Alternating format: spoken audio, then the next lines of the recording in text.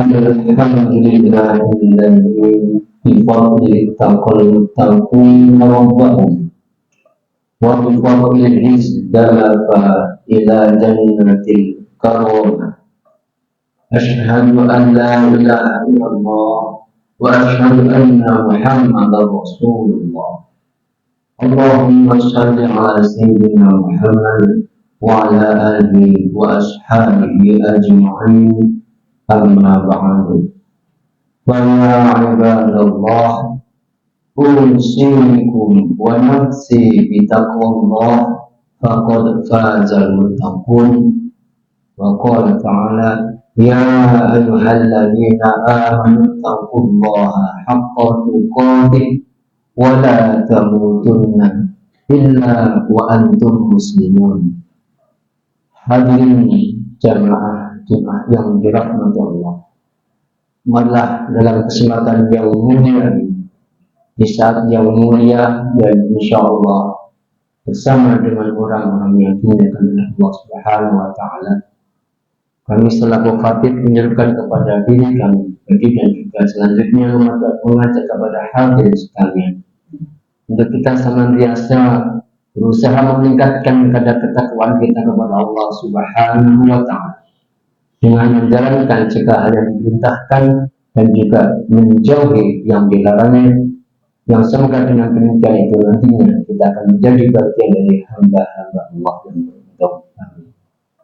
Jamaah rahimahullah, Rasulullah Sallallahu Alaihi Wasallam pernah berpesan, Salasun munjiyat wa salasun muhlikat.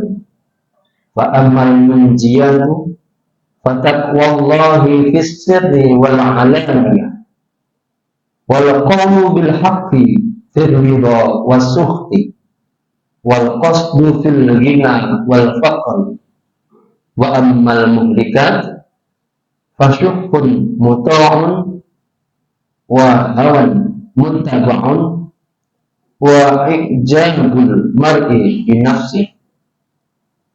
Ada 3 hal yang bisa menyelamatkan dan 3 hal yang bisa merusak. 3 hal yang menyelamatkan yakni takwa kepada Allah dalam keadaan sepi maupun terang. Yang kedua, berkata benar atau adil dalam kondisi ridha maupun marah. Dan yang ketiga, bersikap sederhana dalam keadaan kaya maupun miskin. Sedangkan 3 hal yang merusak, yang pertama bakhil yang kelewatan, yang kedua nafsu yang diikuti, dan ketiga ujub terhadap diri sendiri. Jamaah rahimakumullah, hadis yang diriwayatkan Imam Al-Baihaqi ini secara tegas menjelaskan sikap-sikap yang saling bertentangan.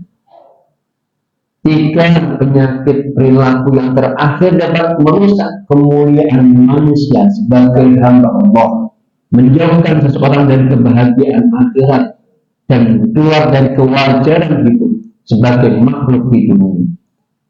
Sementara 3 hal yang pertama justru sebaliknya menyelamatkan hamba dari kerusakan itu semua. Jamaah rahimakumullah, 3 hal yang menyelamatkan. Yang pertama, takwa kepada Allah. Takwa bermakna melaksanakan seluruh perintah kepada Allah dan menjauhi larangan-larangan. Ini merupakan tanggung jawab yang tidak sederhana karena menuntut seorang hamba secara total patuh dan pasrah hanya kepada Allah. Sebagian kita kerap saling paham bahwa ketika disebut kata takwa, maka yang terbayang sekedar melaksanakan sholat, puasa, haji, dan perkara ubudiyah lainnya. Padahal takwa mencakup seluruh gerak lahir dan batin serta akidah, syariah, dan akhlak. Dalam hadis di atas tersebut, takwa Allah sirri wal alaniyah artinya takwa dalam setiap keadaan. Takwa menuntut seseorang hanya takut dan malu kepada Allah semata, bukan kepada yang lain, termasuk kepada atasan atau nafsunya sendiri. Dalam pesan Rasulullah itu Taqwallah fisri wal alaniyah bisa dikontraskan dengan perilaku merusak hawa muttabaun atau hawa nafsu yang dituruti. Inilah yang membuat takwa terasa sangat berat, karena musuh terbesarnya adalah nafsu alias diri sendiri. Pernahkah kita merasakan kita terlihat begitu baik dan saleh saat bersama orang lain, dan begitu bina dan durhaka saat sendirian? Disinilah letak ujian takwa. Takwa tidak mengenal kata sendirian, karena ia berangkat dari keyakinan bahwa seluruh gerak-gerik di dunia ini pasti tak terlepas dari pengamatan Allah Subhanahu wa ta'ala. Dalam surat At-Talaq ayat 2, Allah Subhanahu wa ta'ala berfirman, "Wa may yattaqillaha yaj'al lahu makhraja." Siapa yang bertakwa kepada Allah, dia akan menjadikan untuknya jalan keluar. Jamaah rahimakumullah, yang kedua yang menyelamatkan adalah berkata benar dalam kondisi ridho maupun marah. Dalam riwayat lain berlaku adil dalam kondisi ridho maupun marah. Al-adlu fi ridho wal ghadab. Emosi kita yang pasang surut tak boleh menggoyahkan kita untuk tetap berpegang pada kebenaran dan keadilan. Yang haram tetap haram meskipun kita sangat menginginkannya. Yang halal selalu halal meskipun kita tidak menyukainya. Hukum juga tidak boleh membedakan perlakuan antara si A dan si B, walaupun salah satunya adalah seorang pejabat atau orang kaya.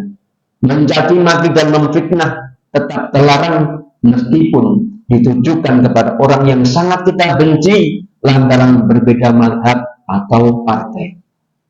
Korupsi mesti disanksi meskipun itu dilakukan oleh kerabat atau anak sendiri.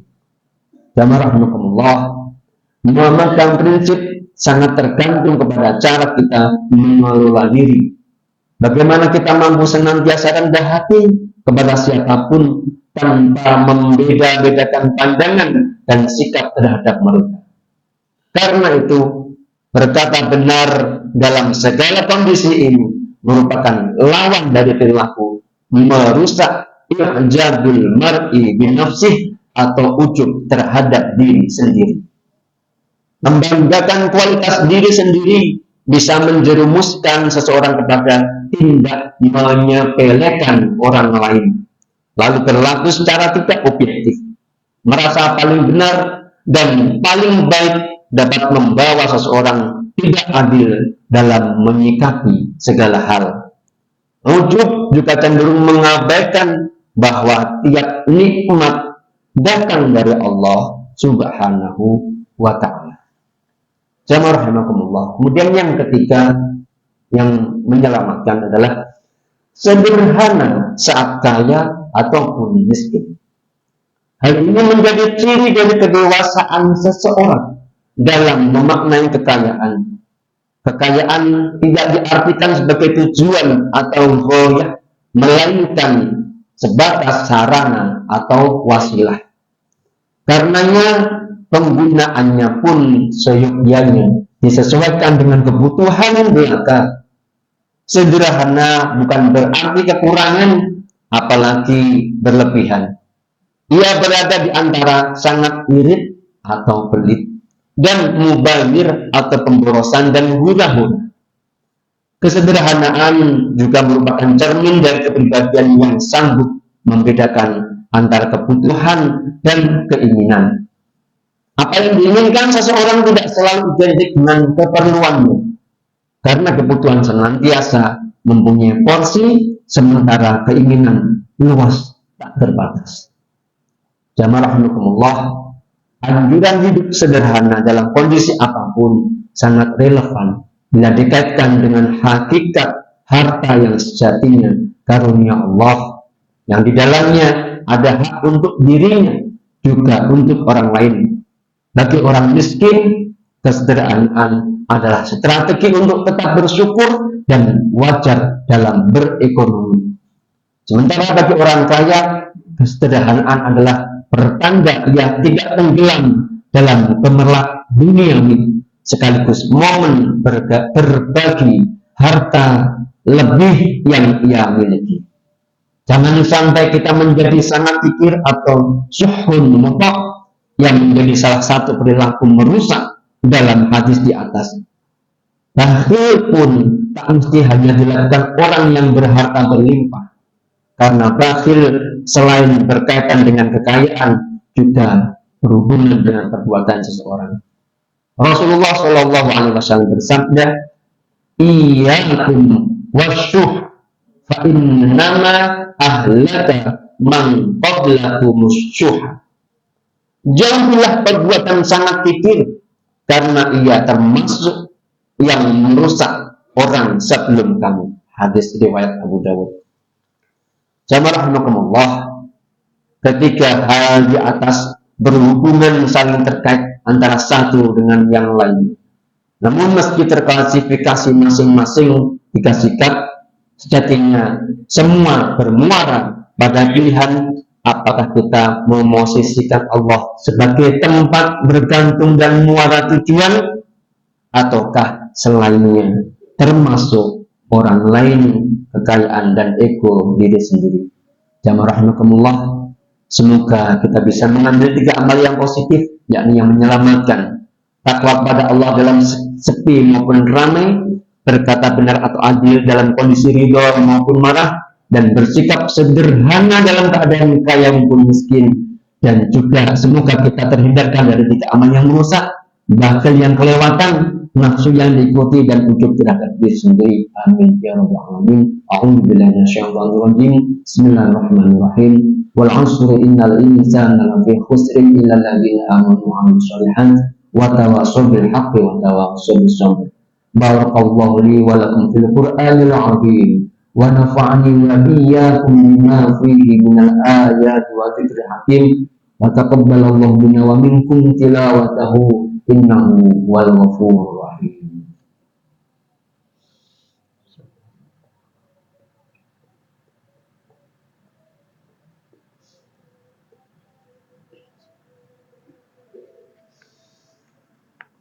Alhamdulillahilladzi hadana li hadza wa ma kunna linahtadiya laula an hadana Allah.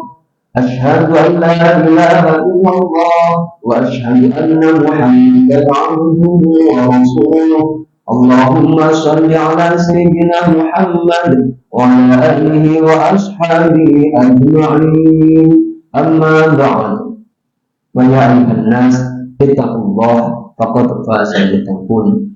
Qala Allah ta'ala fil Qur'anil 'azim. A'udzu billahi minasyaitonir rajim. Innallaha wa malaikatahu yusalluna 'alan nabi ya ayyuhalladzina amanu sallu 'alaihi wa sallimu taslima. Allahumma shalli 'ala sayyidina Muhammad wa 'ala ali sayyidina Muhammad kama shallaita 'ala sayyidina Ibrahim wa 'ala ali sayyidina Ibrahim innaka Hamidum Majid. Allahumma ighfir lil muslimina wal muslimat wal mu'minina wal mu'minat al-ahya'i minhum wal amwat innaka sami'un qareebun mujibud da'wat wa qadil hajat. Allahumma a'inna 'ala dzikrika wa syukrika wa husni ibadatik.